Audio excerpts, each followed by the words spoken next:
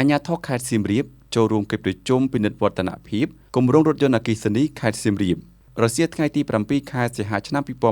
2026លោកលីសារីអភិបាលរងខេត្តសៀមរាបបានដឹកនាំកិច្ចប្រជុំពិនិត្យវឌ្ឍនភាពគម្រោងរថយន្តក្រុងអគ្គិសនីជាមួយនឹងក្រុមហ៊ុនទីប្រឹក្សា Miska Advisor Ltd តាមប្រព័ន្ធ Zoom និងផ្ទាល់នៅសាលប្រជុំលេខ2រដ្ឋបាលខេត្តសៀមរាបដែលមានការអញ្ជើញចូលរួមពីតំណាងក្រសួងស្ថាប័នពាក់ព័ន្ធលោកលីសារីអភិបាលរងខេត្តមានប្រសាសន៍ថាប្រព័ន្ធដឹកជញ្ជូនសាធារណៈតាមរថយន្តក្រុងអគ្គិសនីសៀមរាបផ្ដល់អត្ថប្រយោជន៍សំខាន់ៗជាច្រើនដល់ប្រជាពលរដ្ឋនិងជួយជំរុញឲ្យក្រុងសៀមរាបក្លាយជាទីក្រុងបៃតងសម្ដៅទាក់ទាញវិនិយោគិននិងទេសចរលោកអភិបាលរងខេត្តបានបញ្ជាក់ថា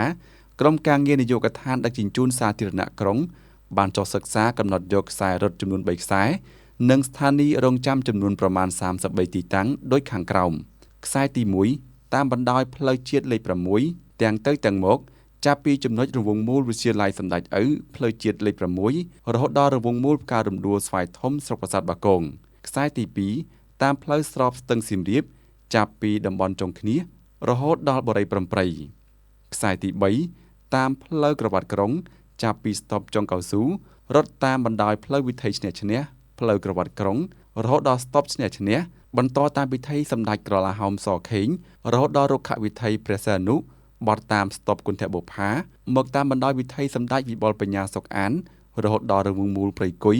បន្តឆ្ពោះទៅរង្វង់មូលផ្ការរំដួលស្វាយធំនិងបន្តតាមផ្លូវជាតិលេខ6រហូតដល់ស្តុបចុងកៅស៊ូវិញ